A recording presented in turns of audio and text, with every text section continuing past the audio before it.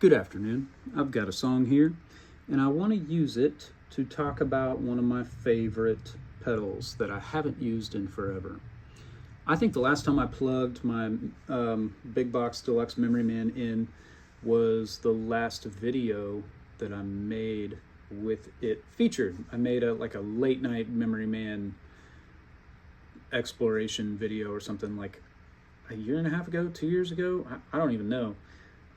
But I haven't plugged it in since. I've just been using all these other modern pedals like the Timeline or the Line 6HX or the Eventide or the Dunlop Echoplex or the Polymoon. I've got one of those. That's really cool. So I kind of want to revisit this and answer the question, is it still worth the price of admission given all the new modern digital pedals and how great they sound, how great the digital stuff can be now, how far it's come, you know. I think the Memory Man has two major glaring shortcomings, and one of those, let's just talk about both of them now. One of them is the preamp. It does not have a lot of headroom. If you're looking to use this pedal to boost a solo and you step on some big overdrive or boost in front of it, because, you know, you follow the generally accepted order of pedals operations for guitar players, then you probably got all your overdrives in front of it or solo boosts or whatever, and you know your delay and your reverb come at the end, so you're going to boost the signal into this and all your repeats are just going to go and it's not going to sound good. That's a problem, right? If I just play it, I have no pedals on, I'm just playing the Biscuit into my big pedal board. This is in the insert, by the way. It's after my overdrives, before my modulation, and if you remember, I put a boost in that later part of the board, the Son of Kong boost, so I can use that to get a boosted clean sound out of my CE1. This preamp isn't quite as fragile as the CE1s, but it's close. And it's got an overload light to let you know, like, hey buddy, back off a little bit. I think the light lights up. Like, look at it, it's just lighting up for me touching the strings.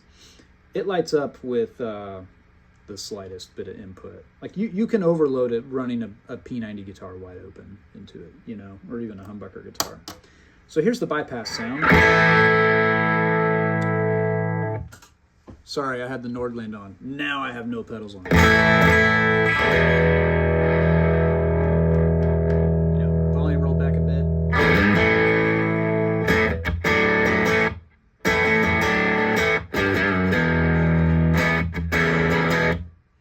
So, this pedal in particular is not true bypass. I think some of the ones that came with the wall wart adapters were true bypass. This is a 90s cord attached reissue. It has the proper chips, the MN3005s.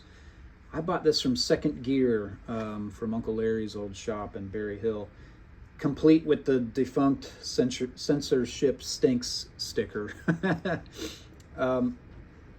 This pedal's really cool. It's really usable, but you got to get around these shortcomings. So let's get back to this one shortcoming, the headroom. Even in with the pedal in bypass mode, like you're not hearing any delay. At longer delay times, it does sort of bleed through a little bit in bypass. I'm still stuck with this preamp. That's it all the way up.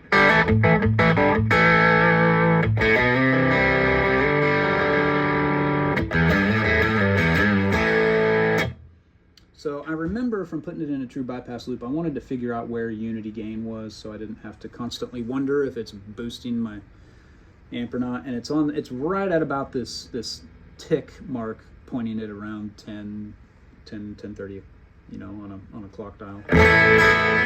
And right now I have it set to a single. I've got it in vibrato mode. That just affects the modulation in the repeats. There's a very subtle, well, vibrato's subtle, the chorus is not subtle. The vibrato is just this little flutter, this nice flutter in the repeats.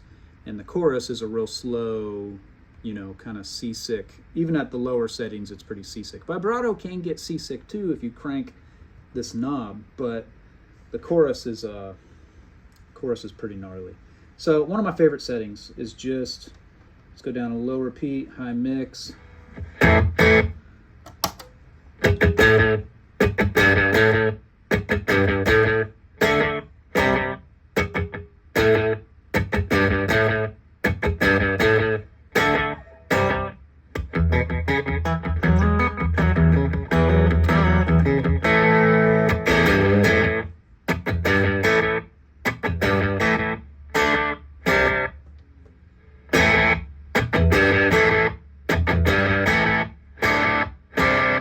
You're starting to hear that the repeats are a little hard sounding. But it's like, still not bad. You can just hear a little bit of that modulation warble. I've got the delay time so low.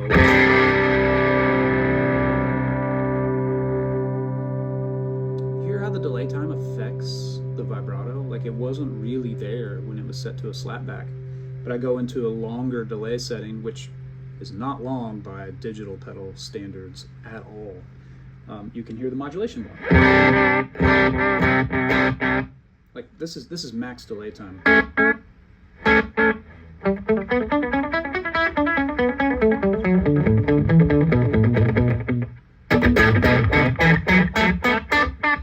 So in order to do the dotted eighth thing, you got to be at a pretty quick tempo, right? You can't be at like 74 BPM or like that power mid-tempo vibe and get your, you know, coveted dotted eighth delay at that tempo with this pedal. It's got to be faster.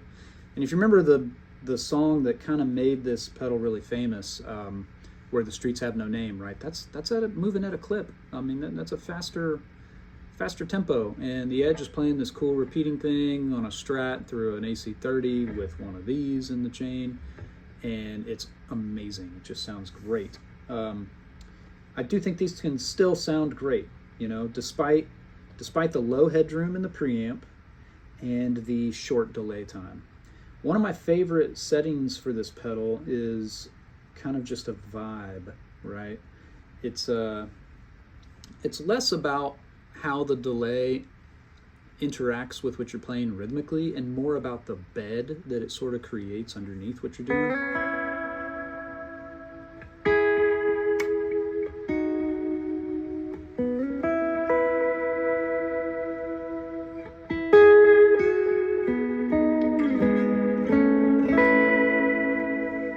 I mean, right, it starts to want to oscillate as you get past noon on the feedback knob. And you're hearing me drag my fingernails on the pick guard. That's a problem. I get static on these single parchment guards from doing that. But listen to that. That's incredible. It's super cool.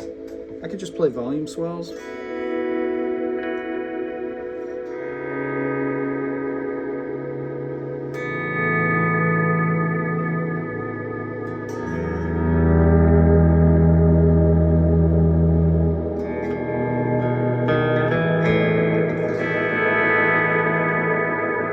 See the overload light is letting you know that it doesn't like it.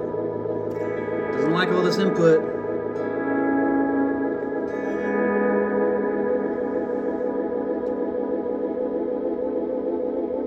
Then as you start turning the vibrato knob, it gets a little seasick, even though you haven't hit anything new. It's speeding up and slowing down the delay that's currently happening. And, you know, the more you turn it up, the greater the pitch distance, the perceived pitch modulates, right? Oh, that's crazy. And it does have an effect on the delay time. Just nuts.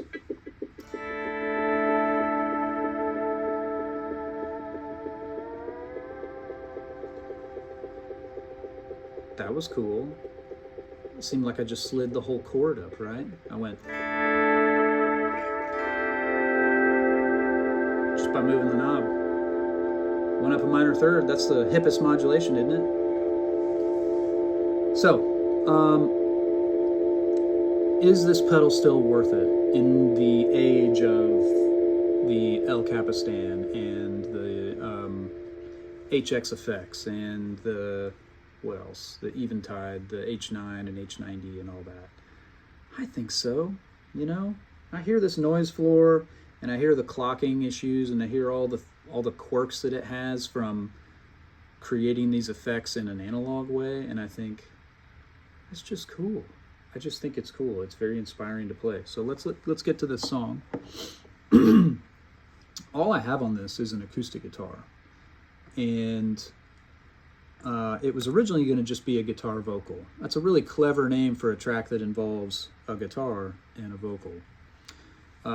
sometimes it's just nice for writers to get a form of their song down to a tempo and put a nice little mix on it and just dress up the basic. It's like a dressed up work tape. Pardon me.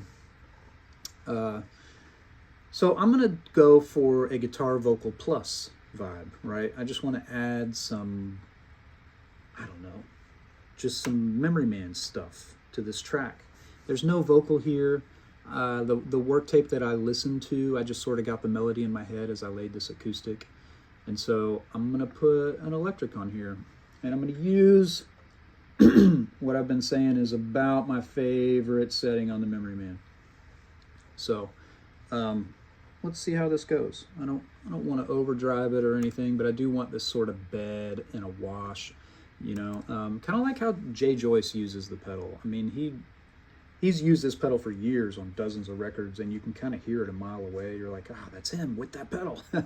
But it's all so good. It all fits in so nicely and so well. And, you know, I'm thinking of like Patty Griffin, Flaming Red. There's a Radney Foster record that he played on with this that is just amazing. I'm blanking on it, on the name of it. Maybe I'll put it in the description. The Eric Church stuff, you know, it's got a lot of this on it. I think The House That Built Me, that track that Miranda Lambert put out several years ago, that was a Jay Joyce Memory Man special, you know. Man, my throat's dry and I'm having allergy issues, but I'm gonna play this track anyway with these settings. Okay, phone's still recording, we're good. Here we go.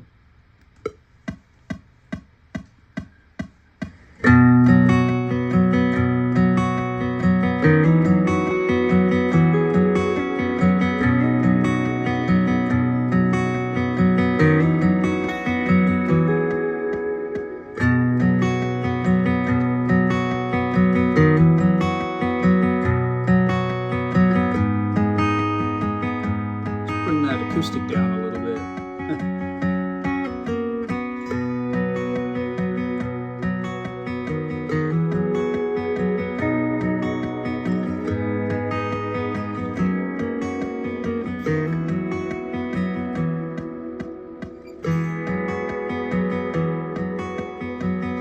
This is the chorus.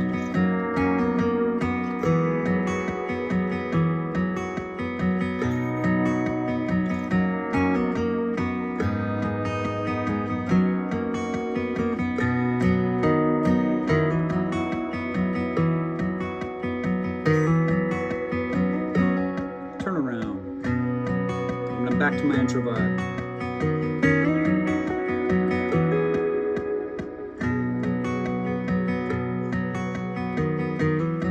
We'll let it breathe here a minute.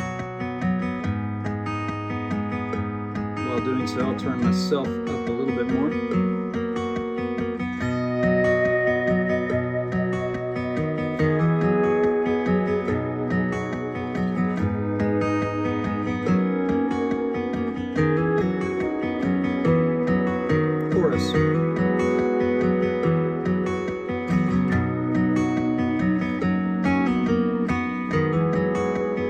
Jump on that move in the last chorus.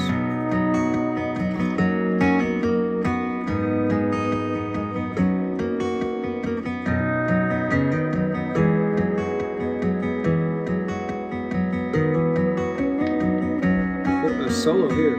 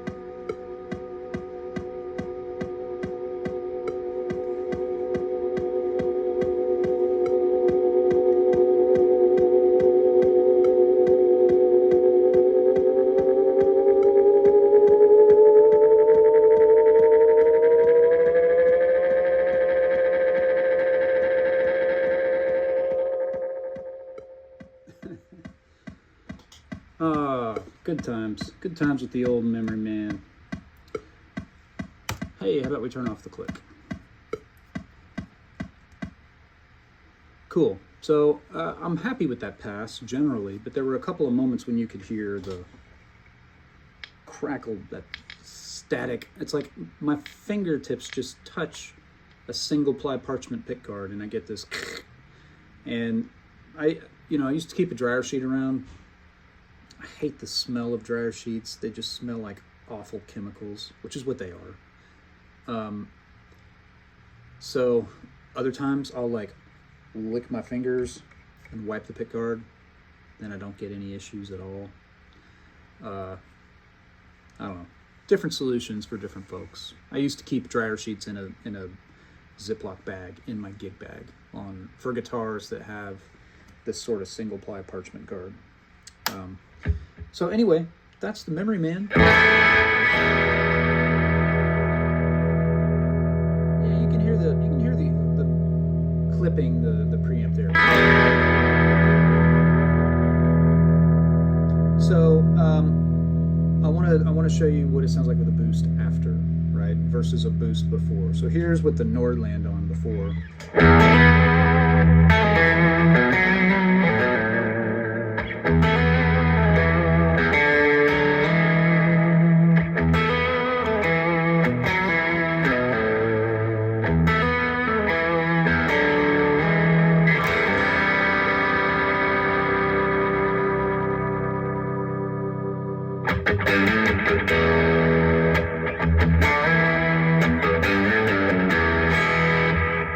Like that delay time isn't anywhere near the tempo of what I'm playing, but it's like it doesn't really get in the way. That's the beauty of this pedal. Like even at that's a pretty hot mix for the feedback, for the delay level, right? And it's still just not really in the way, unless I play real syncopated stuff.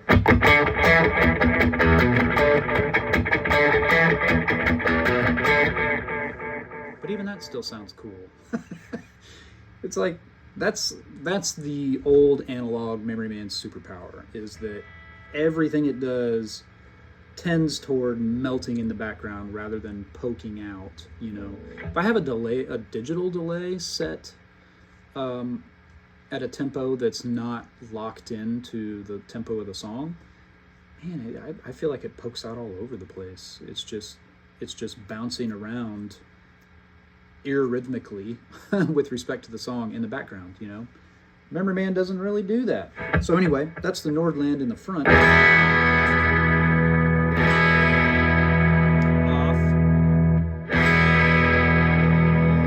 On.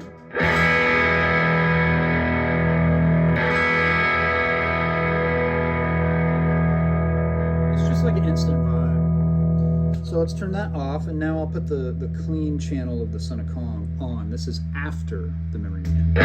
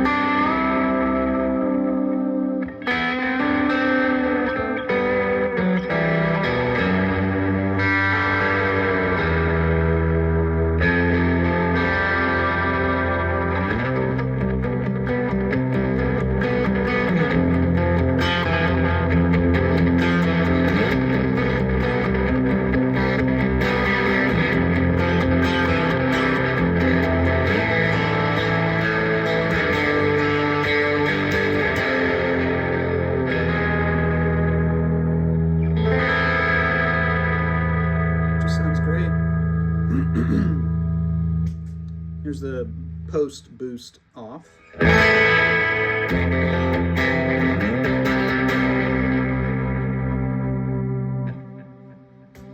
And on. You'll notice the analog hiss that's happening with the repeats, or just with the pedal in general.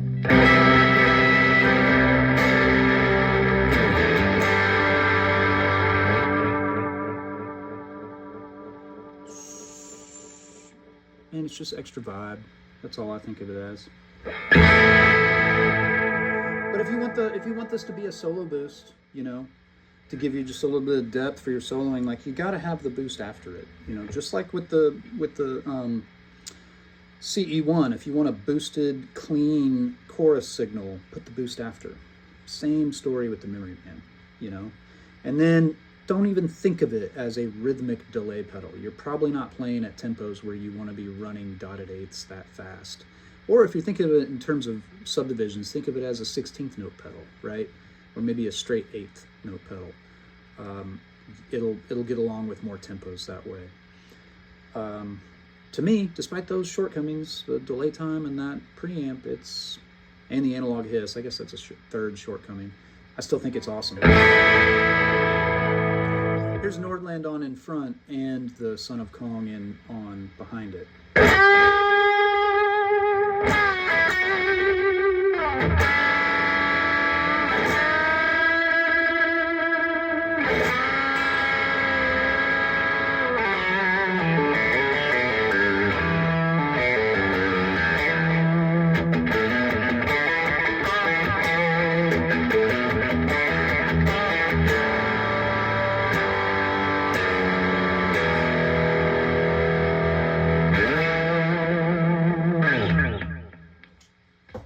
Very cool.